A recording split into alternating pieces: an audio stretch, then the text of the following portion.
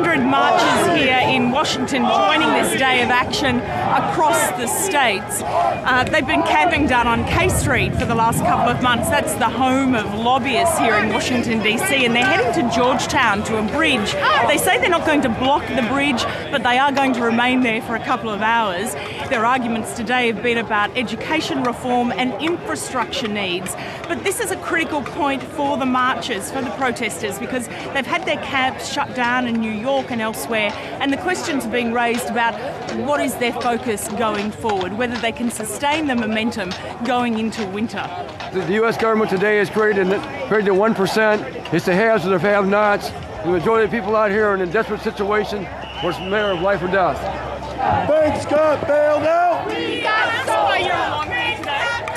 Well, today's protest is actually against the crumbling infrastructure on this country. It still takes as much time to get from Washington, D.C.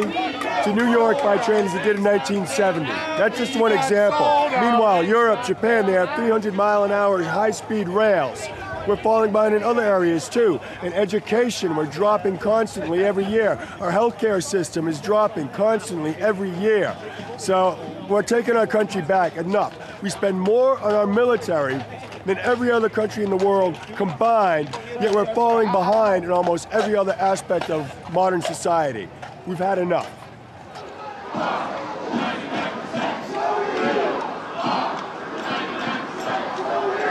Protesters in Washington will be heading back to their camp where they've been staying overnight.